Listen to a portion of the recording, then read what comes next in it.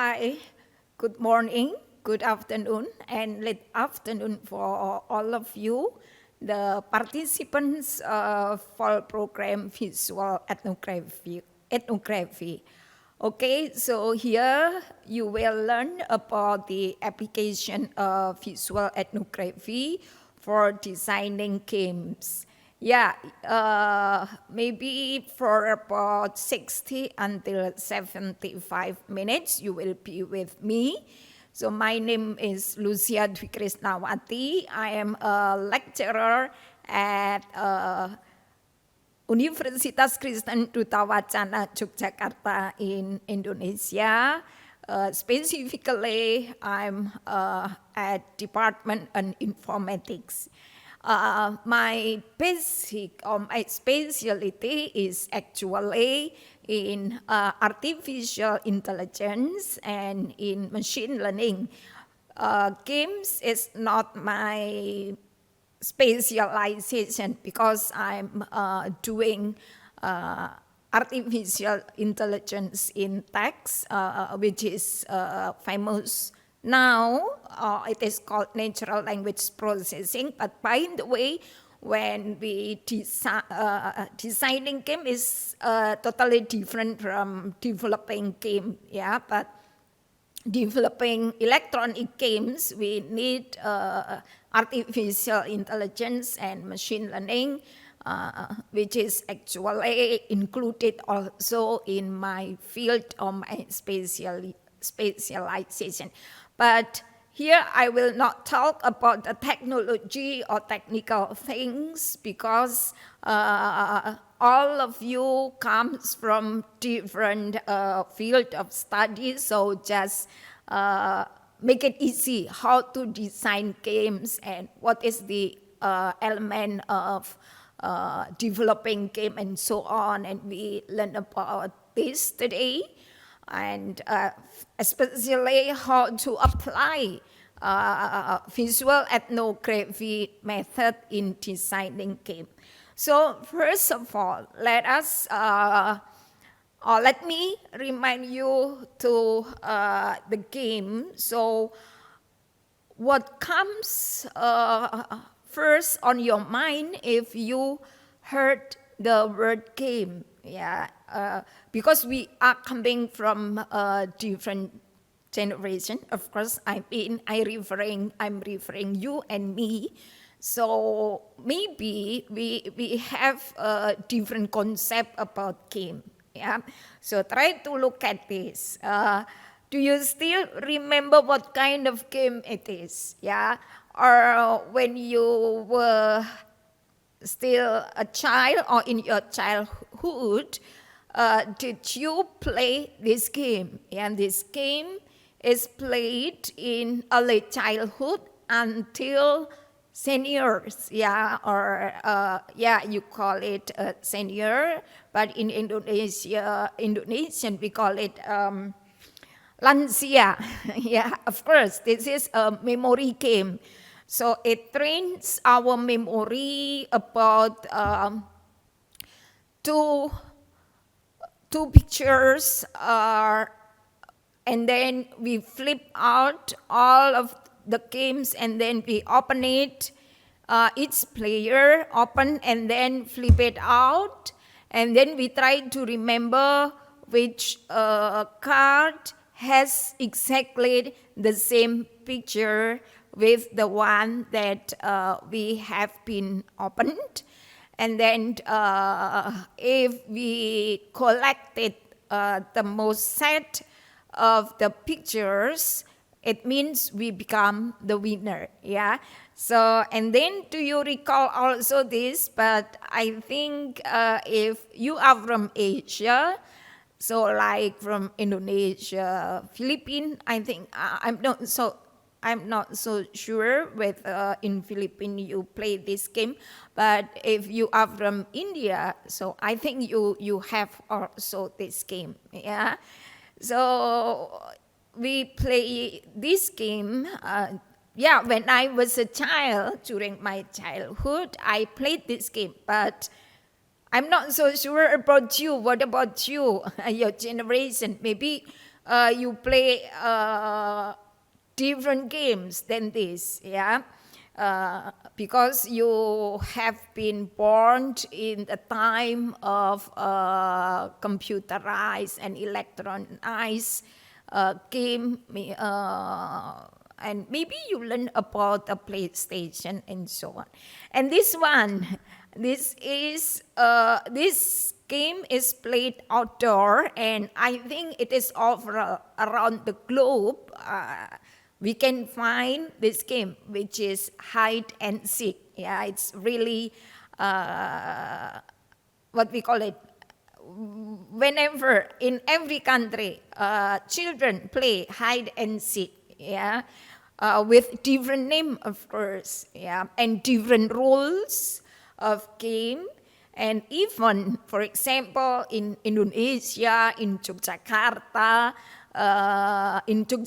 regions, the rule of hide and seek game will be different from village to village. Yeah. Okay. So if you look at these games, so it is social. We can call it social games because it is played with some people, yeah, or in technical term, it is called multiplayer game. Yeah, multiplayer game is a term emerges because of the electronic or video game and so on. But actually, this is the social games. Or if you hear about game, so things that come on your mind is like this one. Maybe the first, yeah. When you were in the elementary school, then you learn about trees. This is the PlayStations, yeah, PS, yeah. And I think recently PS is no longer in trend, but maybe 15 years ago, it was really famous, yeah. And I think you were still in a childhood, and if you were used to playing PlayStation games, and then, yeah, game for me is game A, game B, which I played in PlayStations, for example, like that. Or this is a more modern game, that is online game. So if you look at this is like a in timeline, the games that is famous in period across the period of time. Yeah, the Tetris. Although the Tetris is still games that is played mostly in app, and we can have it in our mobile. Yeah, but online game is really famous. And when I read about this, the market for online game, on the biggest market of online game is in Asia. That is 40% consumer of online game in the world coming from Asia. Yeah. And the online game is really complicated and sophisticated now because it's integrated different kind of technology.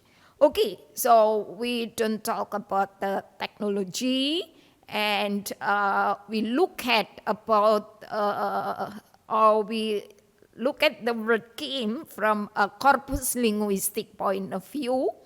And I try to look at the corpus, look at it, diachronic study.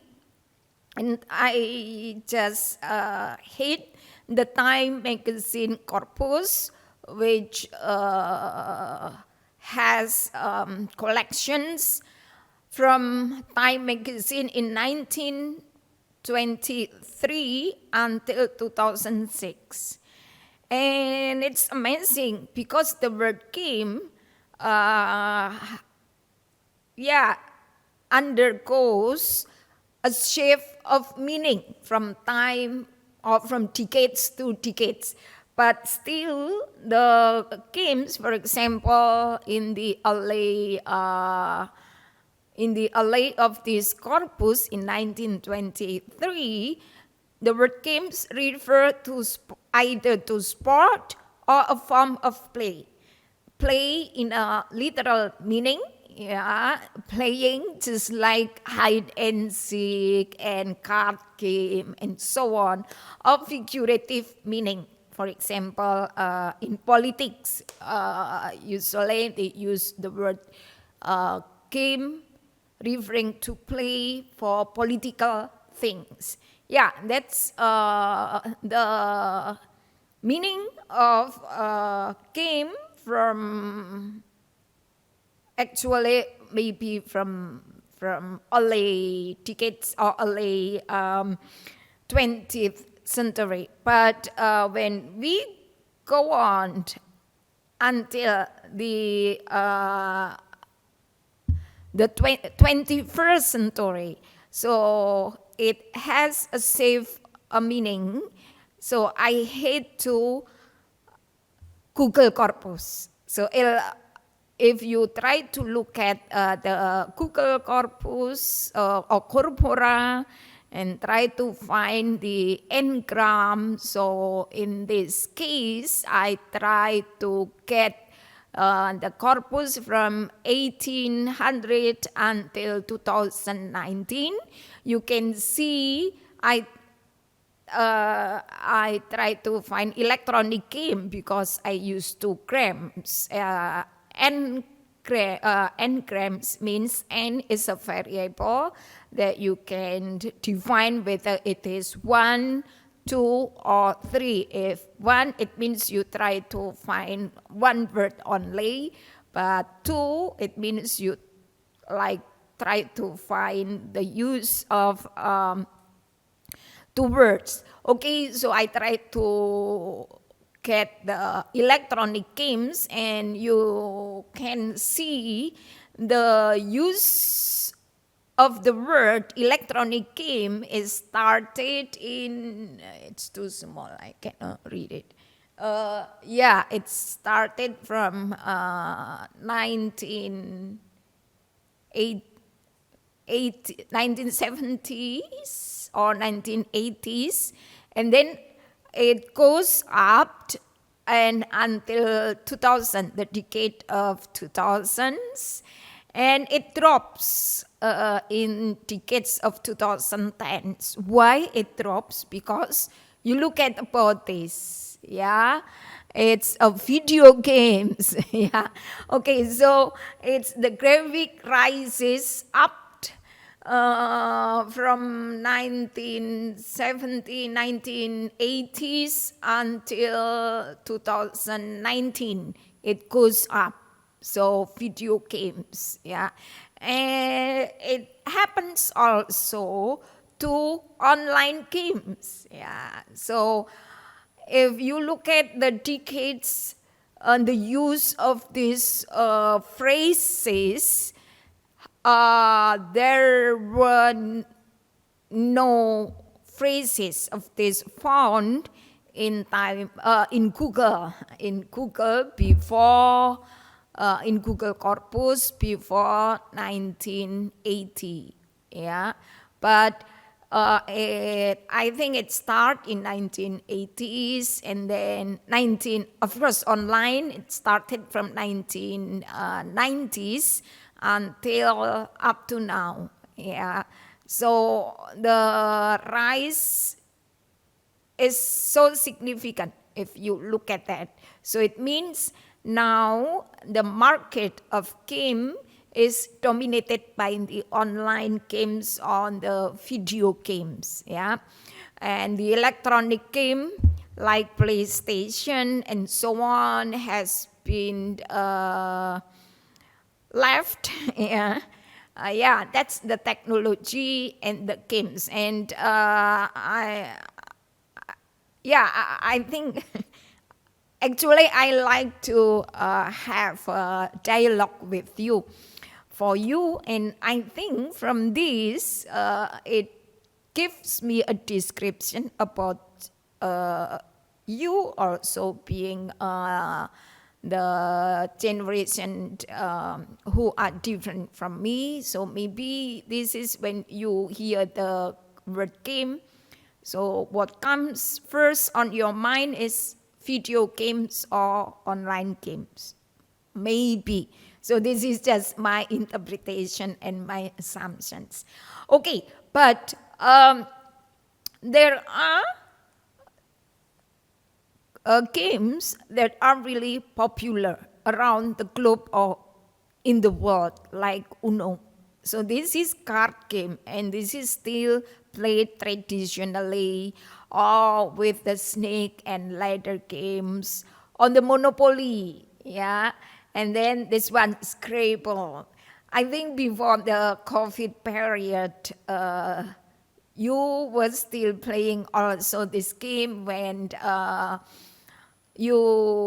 there were family gatherings, or when you join a community or youth community, then you spend time with your friend or in your community playing this game. Yeah, or when you learn about foreign language, English, for example, then it is better for us, or usually we played Scrabble. Yeah, and what makes this game so popular, and I mean it is unbeatable with the online games or video games. Yeah, and then you can see this is Uno.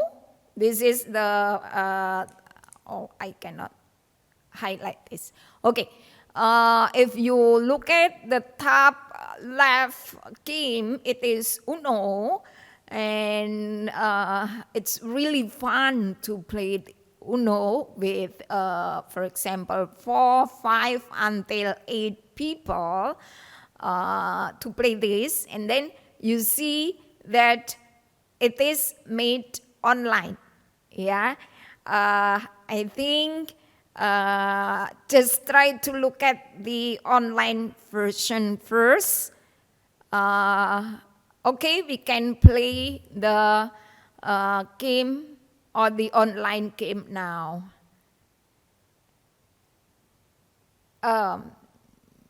Yes. Okay, so this is the online game. And then we click single player just to make it easy. And you select 2-person, no, not medium, just take it easy. Yeah, 2-person and easy, and then click play, start. Yeah, this is. And if you know the rules, yeah, the rules of Uno, or maybe some of you haven't played Uno, and then you can look at here, for example, you play with color, the same color on the deck, or the same number. For example, the player, 3, and then change the number into green. If the player doesn't have the green, so it is a sign that she need to take another card. Yeah, and then this sign, it means to change the player. Yeah, actually, if the same color, and then you can click the blue. Yeah, and then for what is that, 0, or then you can change the color. Oh no, not. Yeah, so this is the famous game and popular game there is played widely in the world, and you can find it online versions and free, yeah, in the crazy game. Yeah. Okay, I think it's enough. Yeah, and then we go on. And this one, oops, sorry. So, what's wrong? I cannot. Yeah. And then this is another popular games. Actually, there was versions in PlayStations, which is the Age of Empire. But now it is available online, so you can play the game. You can start playing the game, and then yeah, we can, or you can start in.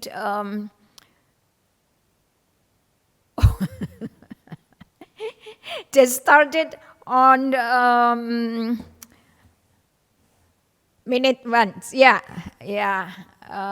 Then we changed the nations to make a battle and selects, and this is the selections is Malay. Actually, it's not Malay, but Nusantara or Indonesians now, because it plays about a kingdom in East Java.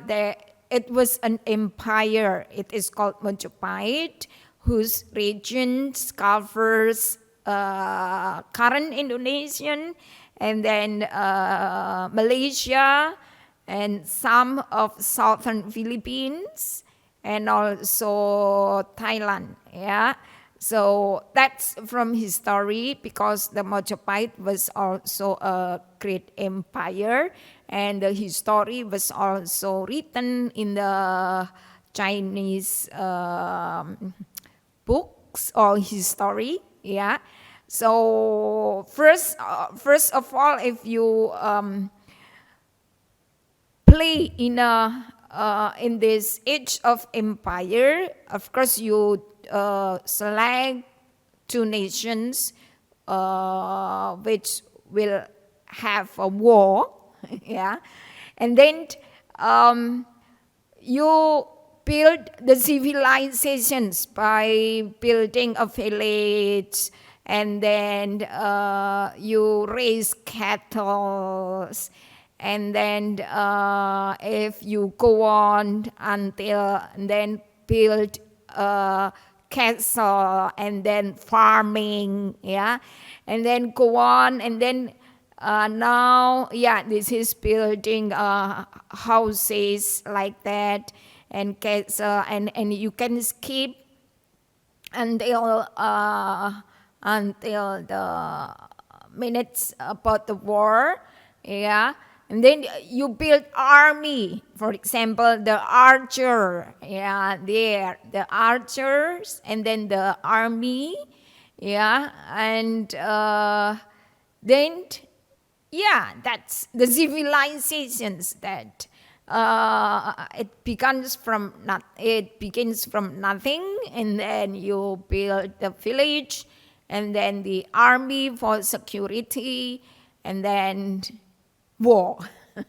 That's the game. And then in the war, which one wins, and so on. Yeah, this in this game,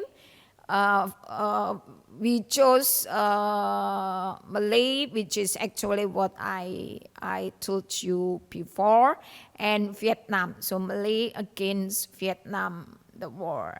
Okay, can we finish that? Okay, thank you. And then, yeah, this is about the war, yeah. Okay, this we so far we have talked about a popular game, yeah, and then we go on, and then we still have these questions. What make these games popular around the globe? Yeah, of course, we have the answer is like these games are socially played and accepted. Yeah, this is just social play, social game and traditional game in Indonesians. And I think like the Southeast, if you are coming from Southeast Asia, you are familiar also with this game. We call it snake and dragon game. Yeah, this one. I don't know why it is called snake and dragon games. And then the games that make it really popular because it create iconic moments or spatial memories for players. And I just select also a picture of traditional game from Sumatra, which is really difficult because each child, or at least there are 5 players, 4 players will play the bamboo usually here, and then they will make it, they move it outward and inward so tight, and then so that the player who stand should jump, and he should not be hit or fall because of the bamboo. Bamboo there, if it is moved inward and it has very limited space there, or if it is moved outward like that. Yeah, so it needs coordination and strategy also for the single player who stands and step on the spaces around this bamboo. Okay, so this is an iconic moment. Yeah, if it capture the memory of the players like Uno, so it will make this game famous and popular. Yeah, of course. The last is that it affects players' feeling and emotions. Yeah, the emotion, of course, like fun, excited, scared, or agitated because of the game.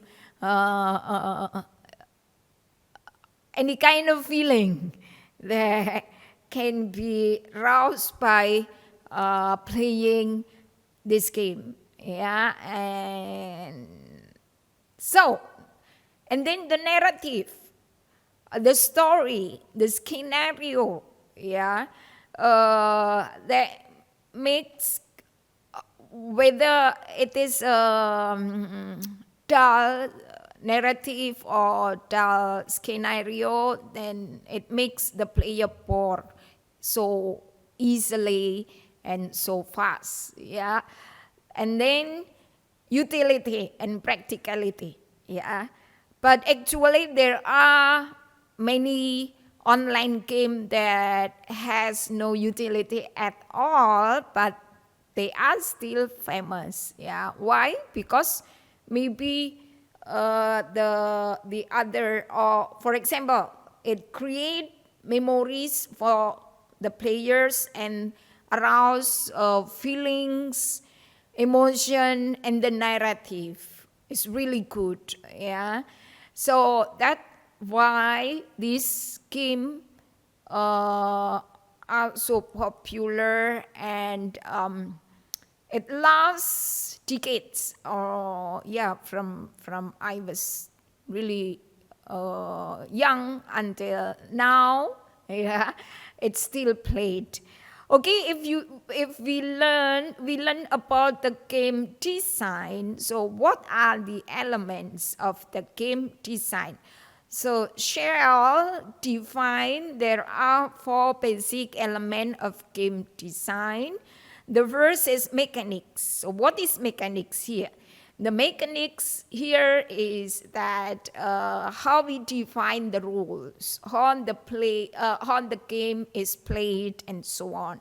And then also the procedure that regulate players. Yeah, of course, there is always goal in each game. What is the goal? For example, in Uno, Uno means one either in Italian or Spanish. It means one. So the player who hold only one card, he or she should say Uno, and then she or he becomes the winner. So that's the goal.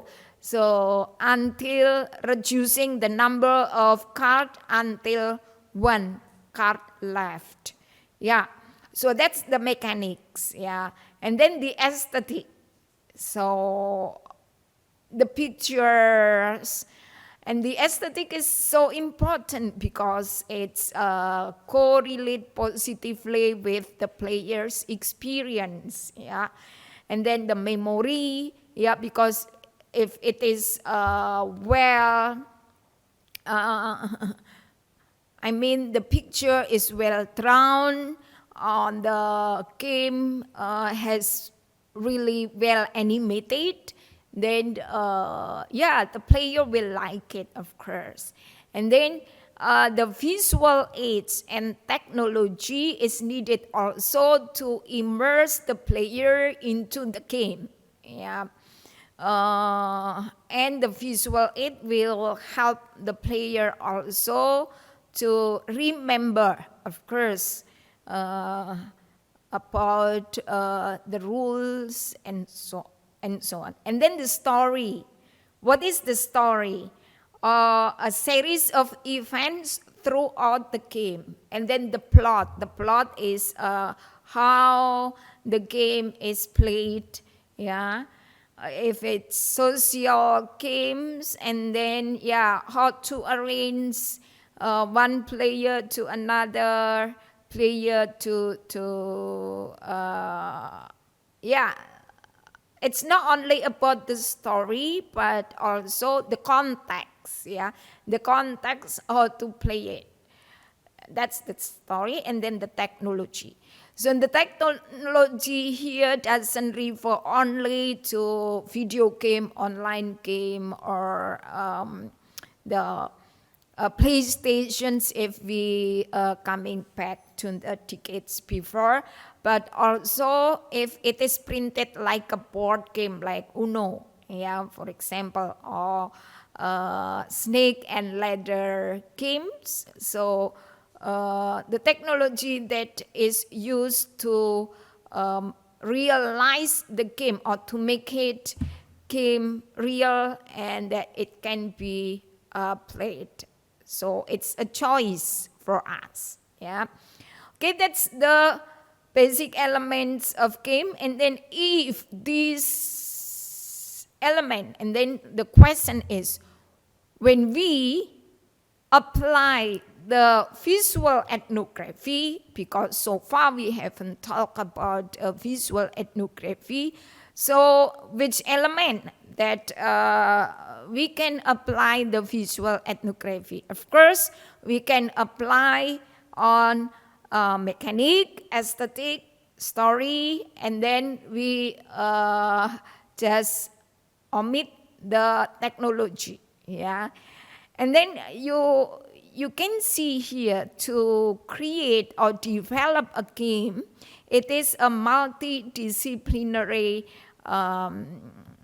work that you need to work together with people from having different background of study. Yeah, if you add the technology there. But here, from the mechanic, aesthetic, and story, you can create and get the idea of it from visual ethnographic method or research.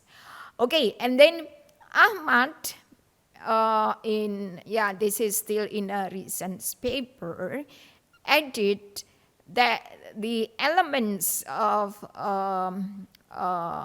games design should be added pedagogy. So educational game, it means that the recent framework for the game design should include the pedagogical aspect there. So that's the current trend for developing a game. Yeah. Okay, so the questions. Did this game design approach with visual ethnography? Maybe you are familiar with the online game. I don't know if you are not game player. Maybe you don't you don't know about this game. Okay, so this is also a famous and a game, although usually player should pay for playing this game, but it still has a wide market. Yeah, as I said before, the market of online game, the biggest market of online game is in Asia. Yeah, and Southeast Asia too. Yeah, I think because the population of Asia has dominated the world, yeah, with China, India, and Indonesia that are on the fifth big population in the world, and then the market is there. Yeah, in the Assassin's Creed, take the story about the crusade. And then you look at here, it integrate the technology, and you can see the Temple Mount on the left, and this is the gate to the Temple Mount. Yeah, and that's the context. Yeah, but the question is, the Assassin's Creed, on the creation of the Assassin's Creed, were approached with visual ethnography. Or in this game, this is also really famous and sold out online game, The Age of Empire. Yeah, you know that The Age of Empire came first in 1980s, but it was in 80s or 90s in the PlayStations, and then now online, and you can see with it's not virtual reality, but I forget the name, another name, with forget that. Okay, so you have Age of Empire first until 4. The last one is the 4, and the Age of Empire third.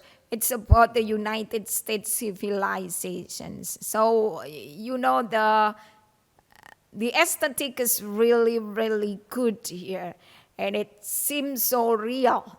Yeah, if you play in these games, and that's why it's so famous, and many teenagers like to play this game. And the story was also around the United States civilizations. On the Romans of the Three Kingdoms series 14. So if you know the Three Kingdoms in Asia, it was in China and the empire there, and you know there is also a movie about Three Kingdoms, and then the game is there also. Yeah. So what is the approach or method to design and develop this game? Is it visual ethnography? Yeah, of course. And I assume that you answer no with the capital letters. And that's right. Why? Because the approach to build the story, the aesthetic here is history. Yeah, they try to look at the history and then look at the map and then the name of the regions in that particular time. What is the name of the cities? But of course, if now maybe the name is different and so on, yeah. And then the name of the general just look like in the history, but actually the story is totally different from the history because it is a game, yeah. But some players and then the interface design use the historical approach or historical point of view there. And it is not visual ethnography, yeah. And then, the question, is there any game which is approached with visual ethnography? The answer is yes, but the game is not popular. Yeah. Why? I don't know. Maybe the story is not really good, and just let's have a case study. So there is a game developed by Chen, and it was approached by visual ethnography, and it is localized in Wellington, New Zealand.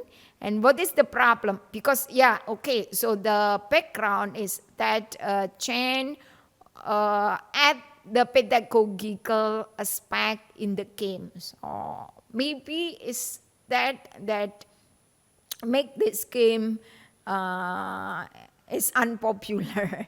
I don't know, but maybe the young on the teenager like just war and the game, war, killing people there, killing soldiers and so on.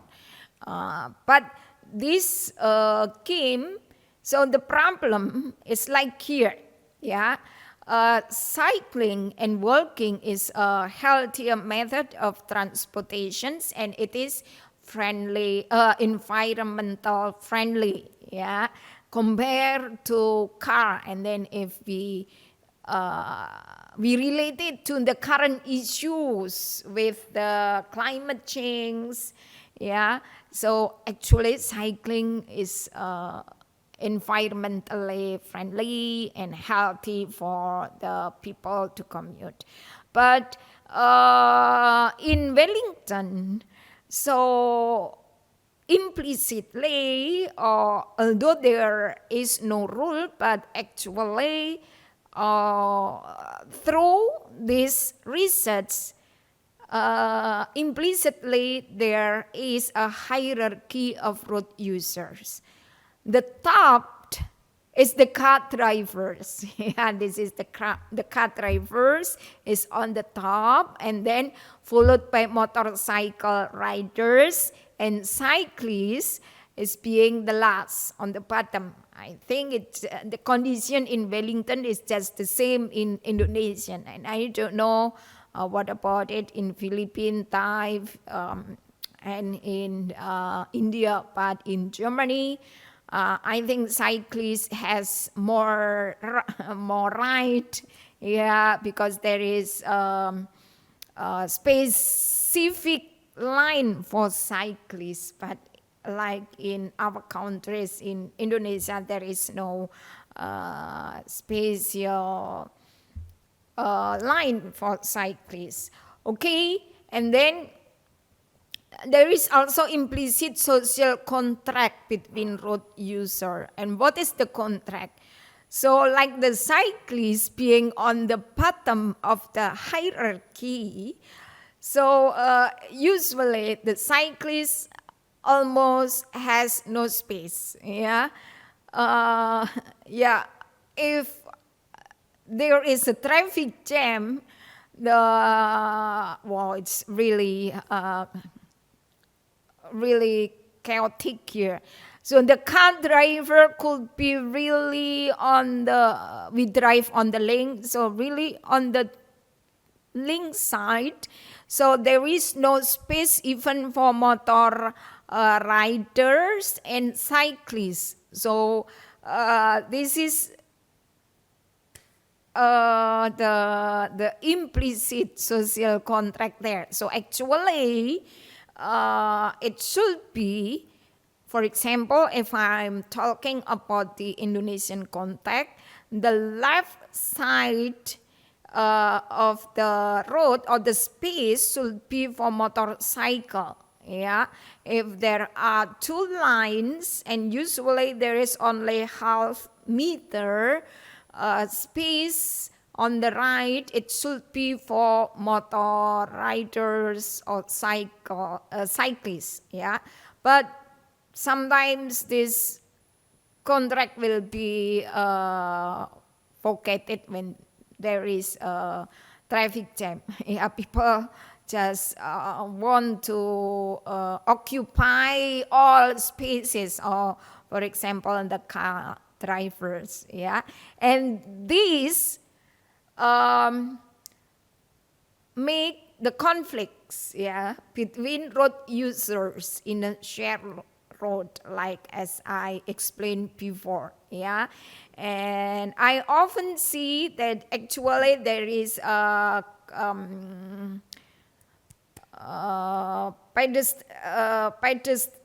pedestrian passage there, and then the motorcycle rider will go up to this pedestrian I forgot the name. The pedestrian space, yeah, and then actually it is forbidden, but usually they go up there and then go down again to the road and so on. And this is the conflict because all road space were used by the car drivers. Yeah. And then sometimes like this also, cyclists are treated negatively, or cyclists often ignore the traffic light when it is red, and then the cyclist just goes straight. Yeah, like that. So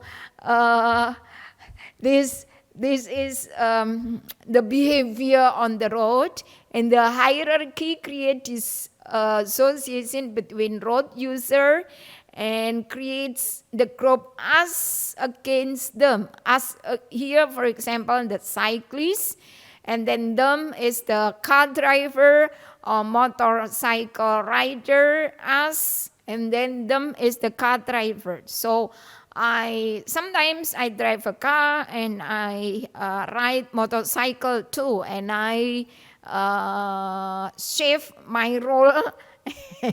and you know, this is also happen, and I experience this. Okay, this is the problems, and actually the same problem we face in Indonesia, just like in Wellington. So just try to look at this. This is the downtown, the main downtown street in Yogyakarta. It is called Malioboro.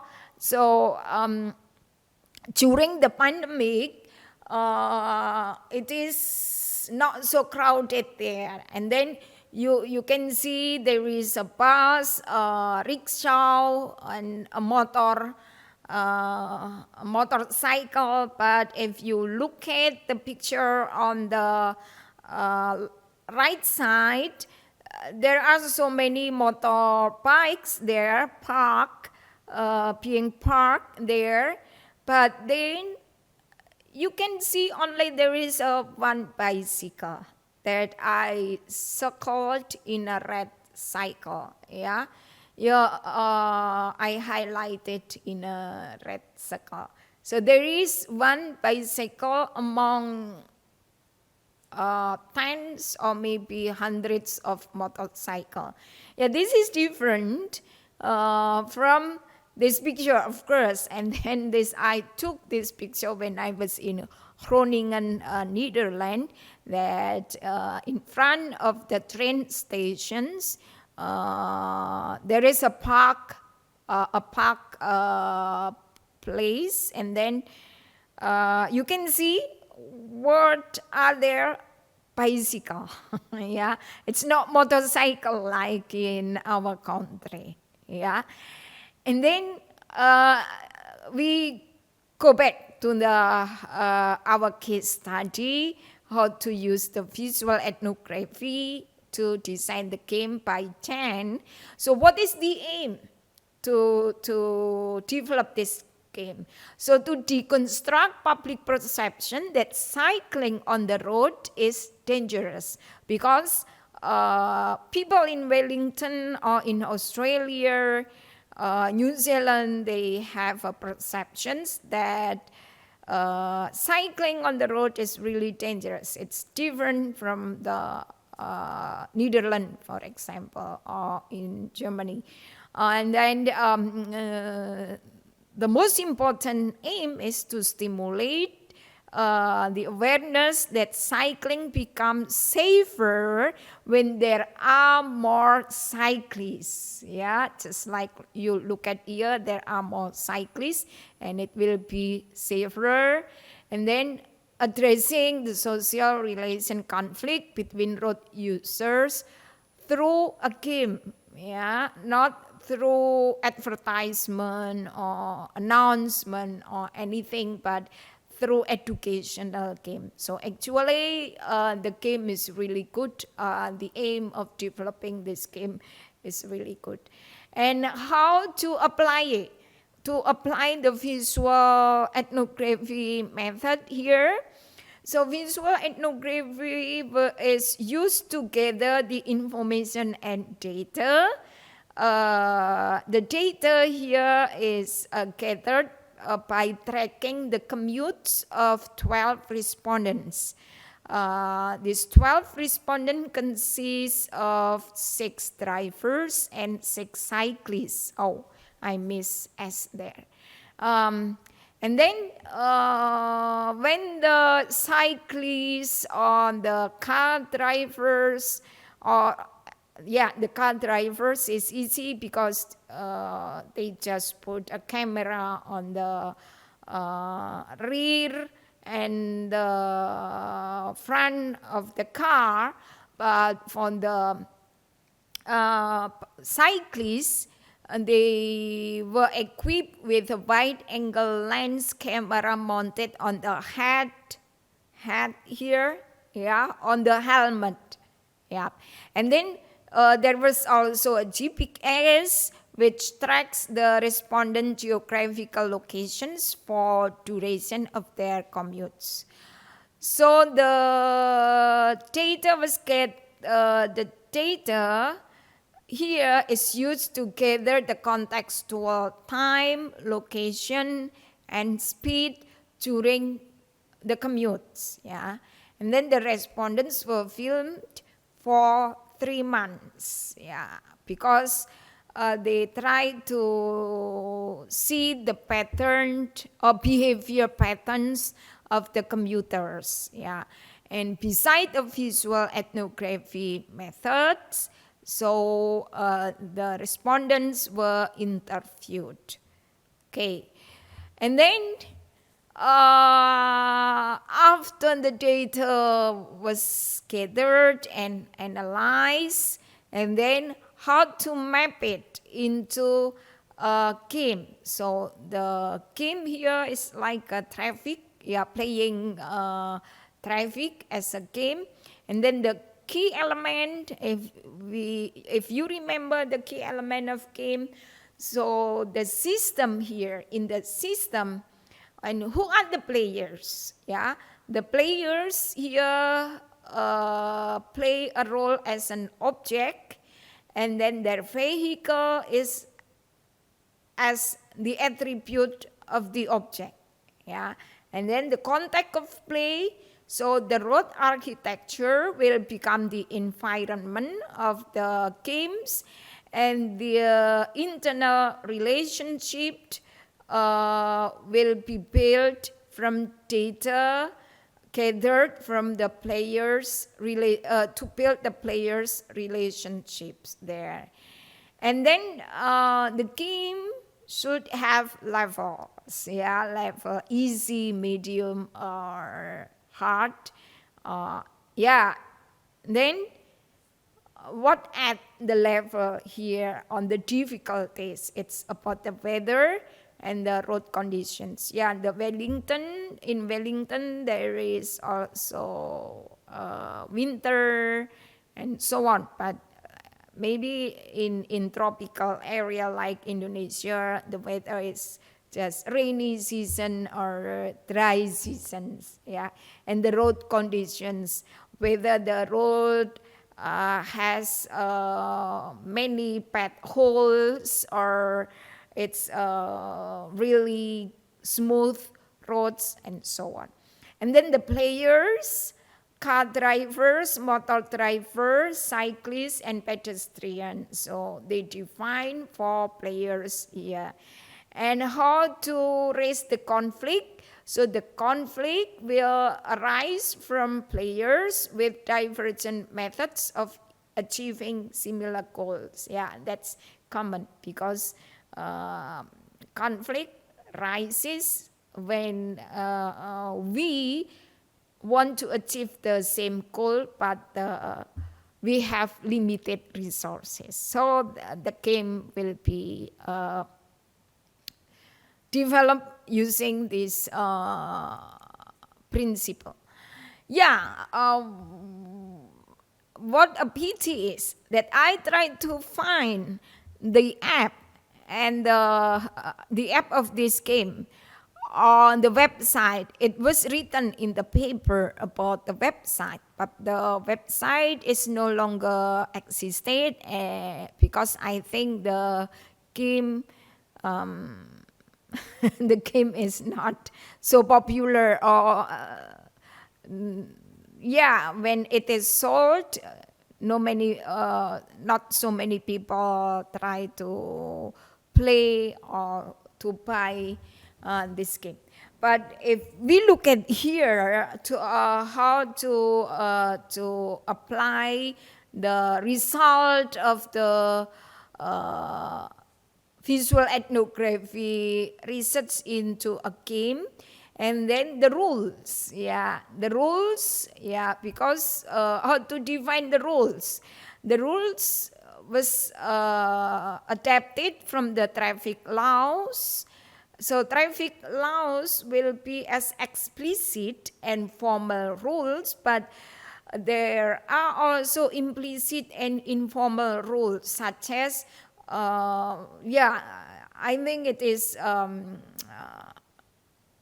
internationally we have these informal rules. When we slow down, it means we give chance for another driver or another cyclist to go on. This is the rule of continuity. For example, if we are on the junctions and then or crossroads where there is no traffic light, if we want to turn right or turn left, it means we need to wait. But those who go straight, for example, this is just implicit rule in Jogja. If you go straight and then you don't need to stop. Just go straight. Especially if you are on a bigger road, or broader road, and then you just need go on if you go straight. But if you are on the smaller road and you are on the crossroad and you want to turn right or go straight, you need to stop. You need to stop. That's on the slowing. That's I have mentioned before. if there is a pedestrian who want to cross the road, we drive a car and we slow down. It means we give a chance for the pedestrian to go on, cross the road like that. Okay, and then variable as quantifiable outcome. So what is the variable here? So the result of arriving safely and on time at the destination becomes the goal or the outcome of the player. Yeah, so that's how to map the result of the visual ethnography study into game design. Yeah, and then the core mechanics. Yeah, we still have this. Chen et al. And his friend creating 3 archetypes of players. The first type is explorer. So this is the players who explore an alternative routes for their commute. So the explorer is a type of person who always goes on different route or using different roads to get, for example, from home to school or to the university. It's not always goes on the same roads. Yeah, and then the achiever. The achiever is those who develop this route alternative and solving puzzle individually or in group. Yeah. And then the last player type is socializer. Here the player use the locative features to organize commutes in groups. For example, with pedestrian, communication with pedestrian, cyclists, or carpooling drivers, and so on. Yeah, so these 3 type of players will define the points on the rewards here. Yeah, and how players score points. This is like defined before. If they commute by different routes daily, and then they score more points, or they become aware of their surroundings, or the size of their commuting group. So maybe they encourage other commuters to join in the active commute for company. Yeah, this built the sense of community. And the intangible rewards is, for example, because the player try different routes, maybe they will find the defined landmarks in the game. For example, there is a bakery here, or a new bakery, or there is a city park, or there is a flower shop, or there is, for example, it was a shop and then it was closed now. Yeah, fashion shop during the pandemic, and then it was closed, and then it becomes a new restaurant, for example, like that. Yeah, and that's the intangible rewards is defined for the player.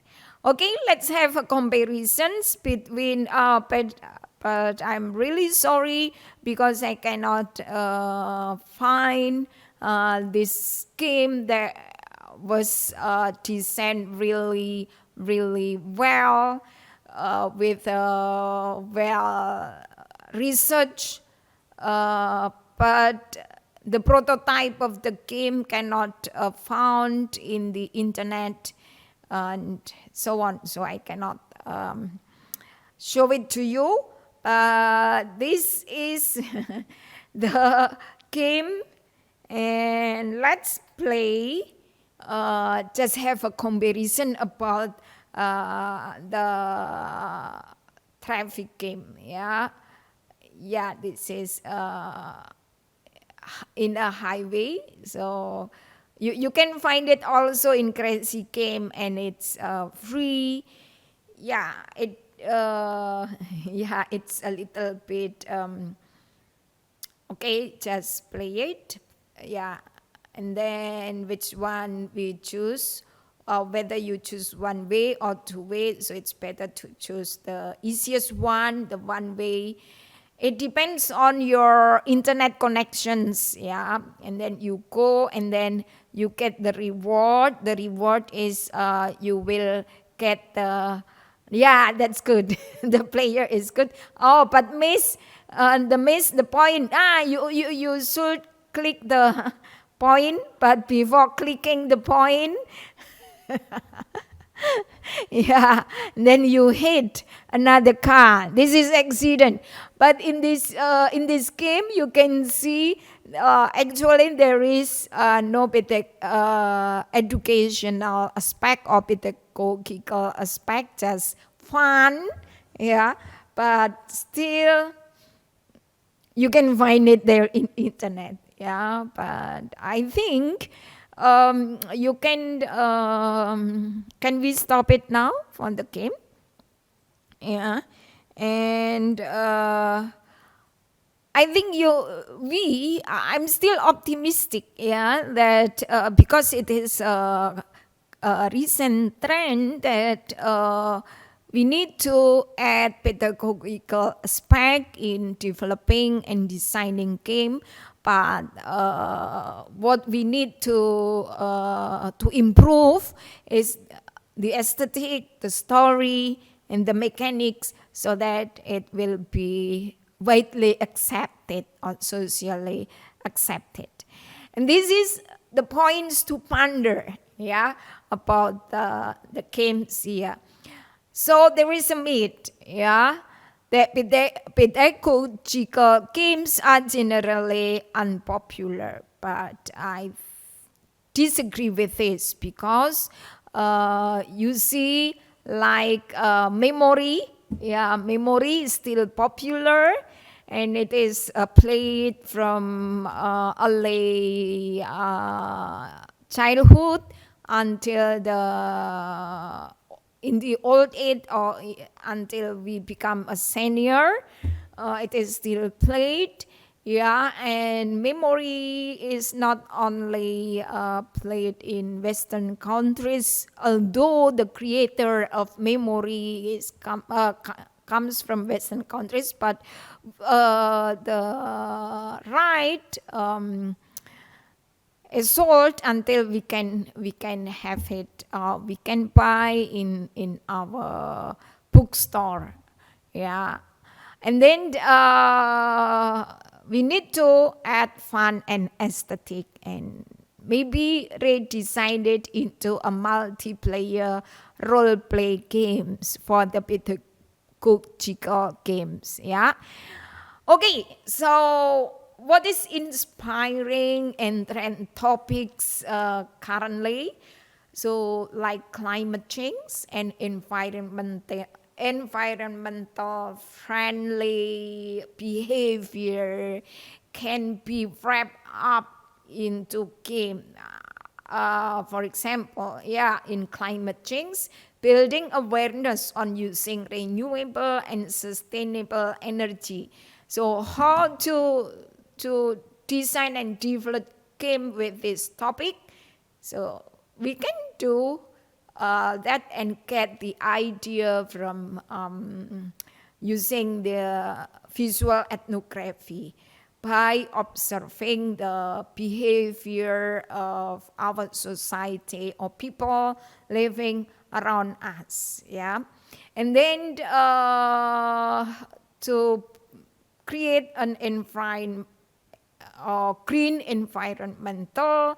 So For example, the topic on building awareness on using plastic bags or wraps should be reduced, and then waste sorting and so on. You can also get the idea from or catch the behavior of our society using the visual ethnography. And the technology choices are yours. Should it be video or online games? No, not always. Yeah, you can have a board game like Uno, yeah, like memory games. So that's also very effective. Yeah. Especially in Southeast Asia, for we are really social. Our culture is really so social. I mean, we like together. Automatically, we like doing things together.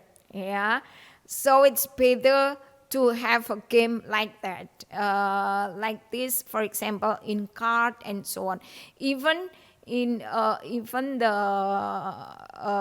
COVID pandemic cannot drastically change our culture being a social society. Yeah, we still like gather in groups, although it is only a small group of 3, 4 until 5 or 8 people.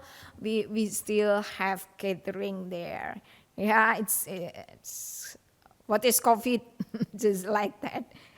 Okay, so takeaway today. So what you have learned here?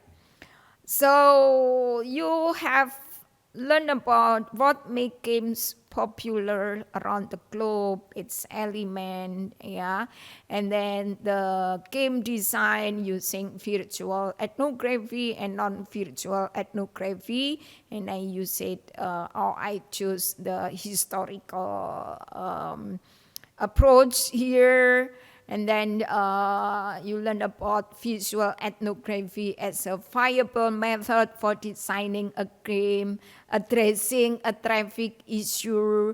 Actually, it can be used to address social issues in our community. Yeah, and then what are challenges? Yeah, and the challenges here, of course, how to address the community and social issues through a game. Actually, it's and I think it's effective. Effective means for educating people, yeah, doing a game, yeah, or through a game, and then people realize, oh, I should not throw trash or garbage everywhere, yeah, or anywhere. So I should throw waste or garbage on the trash bin, yeah. Or if we educate to sort the garbage, yeah, usually we are in Indonesia, I don't know in Philippines or in Thailand, have you sorted the waste and garbage? So actually we can use a game to educate people to sort the garbage. Oh, this is bio waste, I should throw it in this bin, and this is the plastic, I should throw it in this bin, and this is paper, I should throw it on this bin. Yeah. For example, just use the game for address these issues. Yeah. And then of course, to have a good and effective game, we need to conduct visual ethnography research. What for? To gather data and deciding game mechanic, sketching the narration or to build the scenario, and then creating iconic moments and also feelings for the or affect the emotion of the players. Okay, so that's today. Thank you, Vilendang, Matur nuwun, and this is Salamat also. Yeah, and I could not read this in Thai and Indian, but in Hindi, but I'm sure you are able to read, and that's mean thank you. Thank you for listening, and I hope this will give you insight about designing game and applying visual ethnography in designing game. Thank you.